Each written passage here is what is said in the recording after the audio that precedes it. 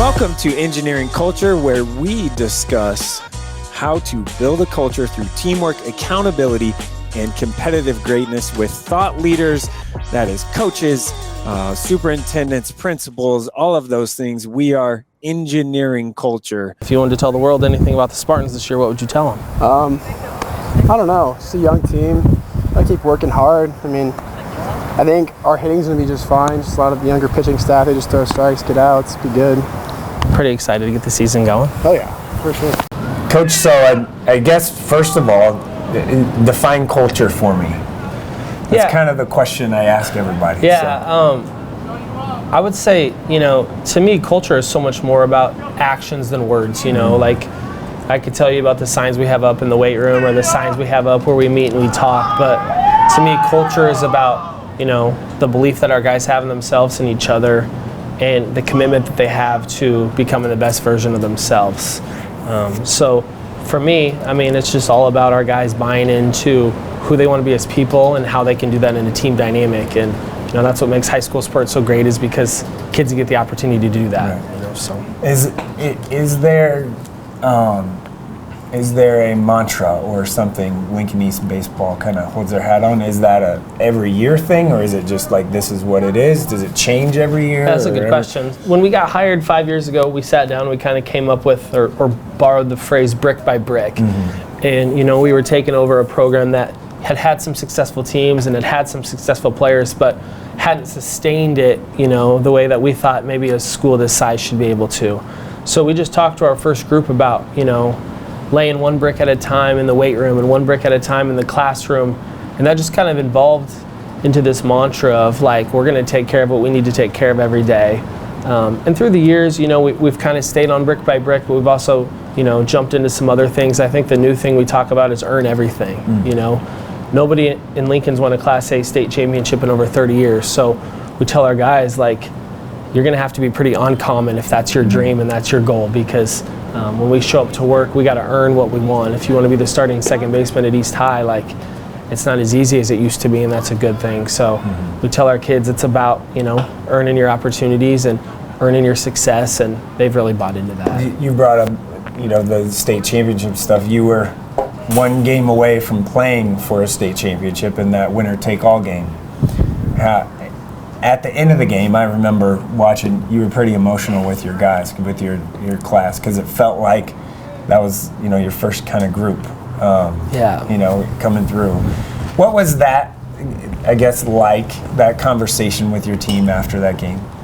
When we got hired, those guys were freshmen, right? And so we were really excited, and we had heard about the sophomore class that we had when we got hired, and they were as advertised. They were super talented. 9 kids played college baseball.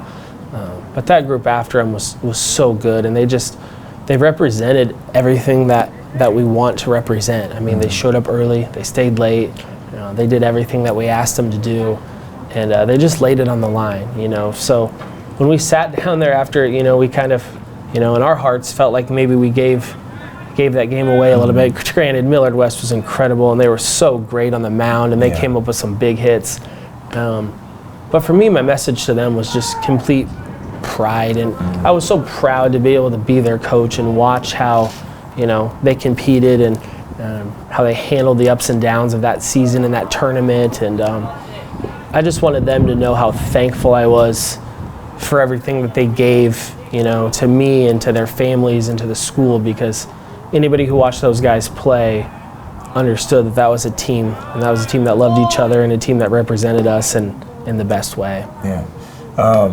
You said represent you in the best way. What is that?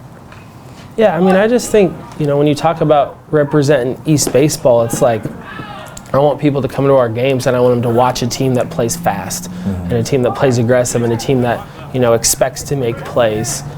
Sometimes when you sit and you watch a baseball game, it can be kind of slow, and it can be kind of boring. So, hopefully when they watch us at East, they watch us throw the ball around and try to take extra bases. And we're not great at that every day, but that's what we strive for. But for me, that group was just more a representation of how to treat each other and support each other. If somebody on that team struggled, there was 15 guys ready to put their arm around them and help them get ready for their next opportunity. And that's pretty uncommon in high school sports. That's pretty uncommon in the youth of today to say, hey, I can help you get better, and I'm going to be hard on you to help you, but I'm going to love you along the way. So when I say represent us, I just mean they loved each other and they showed up to win and to work every day. You say coach hard. I've watched you coach, obviously, and you do coach hard, and you maybe with a little bit of an edge, which is kind of fun because it's a little bit different. Yeah. You go about it a different way. Why? I just think that, the only way I know how to win and the only way I know how to teach winning is through competitiveness. So when we got hired at East, we just talked about making everything we do competitive. So when we're in the weight room in October, we're tracking lifts and we're measuring lifts and we're rewarding weight gain and growth in the weight room, just to teach our kids that everything's competitive. And like Mike, life's competitive. Yeah. So I think when our kids walk out of East High School and they walk into a college program, they understand that that fall at Wofford or at Nebraska or at Augustana, it's not going to be easy. You're going to be asked to do hard things, and we're just trying to prepare them for that because high school and college are great times, but in the spectrum of paying bills and handling adversity in life, and your kid gets sick and your wife gets sick and you lose your job, it's pretty easy. So, we have high expectations and our kids rise to them, and we couldn't be more proud of how they do that. You came from prep, right? Yep. Who are your, I think I maybe know the answer to this, but who are your, coaching mentors or even maybe not, that are not coaches, but maybe athletic administrators or something that you kind of lean on as mentors? Yeah, I feel blessed from God to be able to get started at prep. I got hired at prep when I was 22.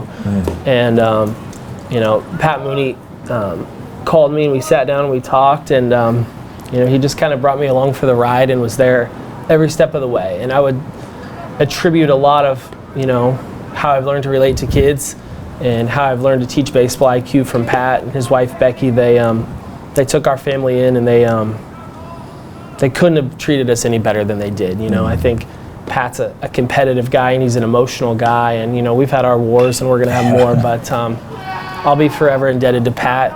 I feel really blessed when I got hired at East. It was the first thing you do when you start something new is you want to bring in good people, just like you've done. And I feel really blessed because, right away, Taylor Doggo was ready to go and help us, and Ben Brink was ready to go and try to build this thing up, and Kirby Killian, who helped, at Nebraska a little bit, was ready. So I've learned so much from those three guys, and Dan Reichert, who's kind of our pitching guy. Those guys are incredible with kids, but they're incredible with baseball. So I feel blessed when I get to come to the park and be around those people that, I look up to because of, one, how they aspire to keep learning and growing, and two, how they can relate it to kids. Last one, I guess, here. Baseball goes in Nebraska, goes from March to August and even in between. Yeah. How do you balance, because I struggle big time. So give me some advice, or how do you balance family time with young kids and being on a field or in a gym or in a weight room like every single day? Yeah, I'm really blessed by a couple things. One, I'm blessed with, the greatest wife I could have ever imagined. Amy's here and she's there and she's taking care of the home when I'm gone, but she's also, picking the kids up and rushing them to the game so they can be in the dugout with me.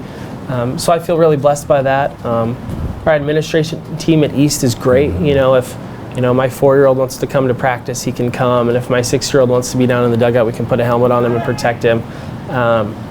So I don't know if I have advice. I guess my best advice is, as much as this game matters, and as much as, when we play, next Monday and next Tuesday, as much as it matters, I think it matters even more how I am when we get in the car and drive home.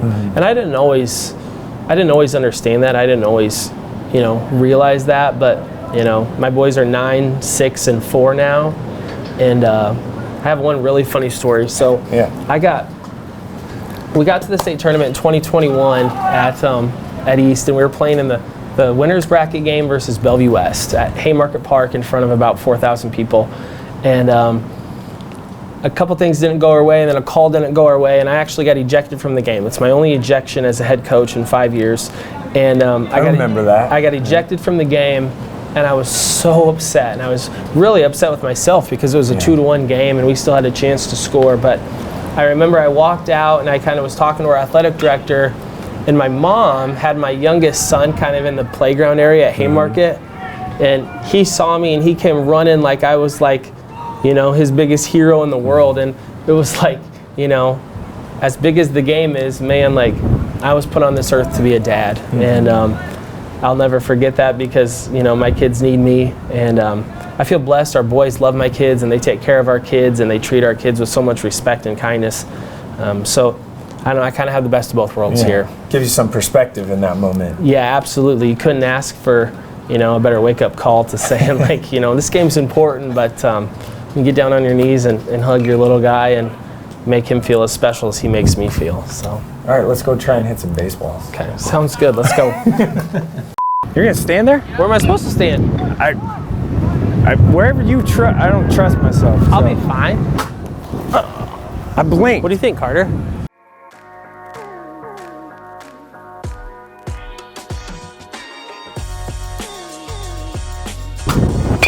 There you go.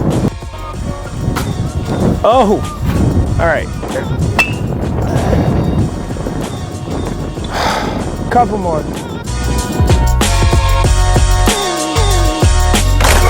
Hurrdat Sports Network production.